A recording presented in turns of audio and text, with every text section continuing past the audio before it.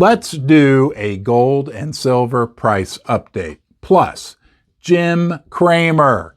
Yes, that Jim Cramer is talking about gold. What do we make of that? Let's dive into that one and see what we can figure out. Plus, there's something very, very interesting going on in the supply-demand dynamic for gold and silver. Very, very few people are talking about this, recognizing this, and it could be a very supportive factor for the price as we move into the end of the year and the coming years for that matter. We're going to talk about that and a lot more. Let's go right now. Just when we thought things couldn't get worse for precious metals investors, Jim Cramer himself starts to talk in a positive manner about gold. I want to play a few clips from him. Gold. This has been a bizarre period for precious metals. Regular viewers know that I actually am a big fan of holding some gold as a kind of insurance policy. It's against inflation or economic chaos. Historically, it's been very effective, but in recent years, it's really blown up in our faces.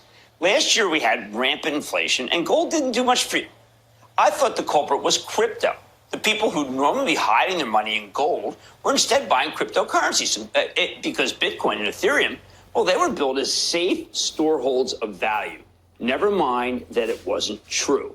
But this year, the whole crypto ecosystem, as you know, has collapsed, meaning gold doesn't have much competition. And we've gotten insanely high inflation readings, worst in decades. Yet gold's basically flat for the year. You can argue it's trading like the Fed will have no problem beating inflation. That's the bull thesis. But it simply hasn't been working as a hedge against inflation in recent years. And I actually don't know why that would suddenly change now. In fact, ever since March, gold prices have been just hammered. A real ugly downturn. So is it time to finally throw in the towel and just give up on gold as a storeholder on anything? Not so fast. Basically, what I heard him say was he's always liked gold. That gold has struggled lately as a hedge against inflation, but over a long period of time, gold is an excellent store of value. He then went on to recognize that cryptocurrency, Ethereum, Bitcoin, failed in their test to be proven as a good store of value with the recent massive drawdowns in cryptocurrency. Then he talks about this guru that he worships named Larry Williams, who's a chart guy, stock market predictor, and that this Larry Williams guy apparently has become very bullish on gold.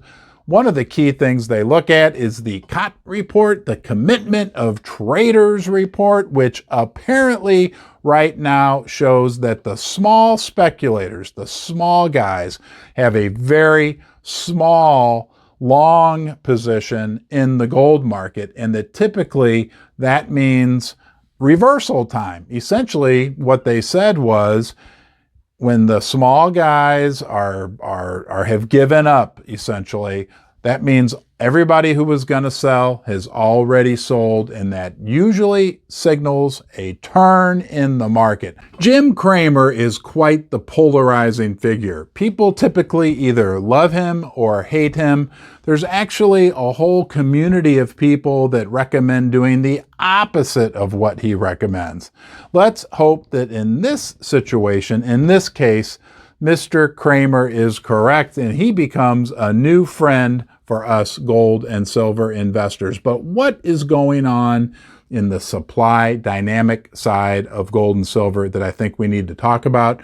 We need to talk about something that nobody talks about, the supply side of gold and silver. And there's some interesting statistics that I uncovered I'm going to share with you regarding that dynamic. Between 2016 and 2021, production in gold fell 7%, and production in silver fell 8.5%. Now, nobody talks about the decreasing supply of gold and silver.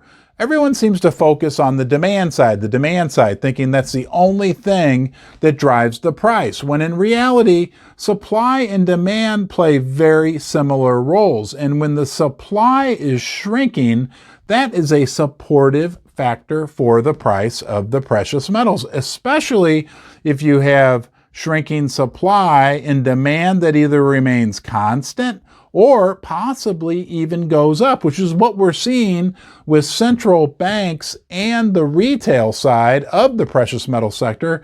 Demand is going up. Now, back to supply. That can't turn around on a dime, okay? Number one, these companies are having a much, much harder time finding precious metal deposits. And number two, there's been mass underinvestment in the sector for the last decade, possibly 2 decades. And number three, even when it does become economical and money does pour back in, it's going to take another decade to build those mines. By the time they permit them, build them, everything else. So the supply side, which gets no love, no attention, we're going to love it down here, right? Let's love it because it's going down. That's good for us that are invested in precious metals. It looks really, really good. Even if demand were to maybe tail off a little bit, well, the supply would be tailing off a little bit. That's worst case scenario. Demand stays the same or goes up. It could be happy days again for us precious metals investors. Hey, gold's right around $1,800 as I tape this. Silver's hanging in there at $20 per ounce.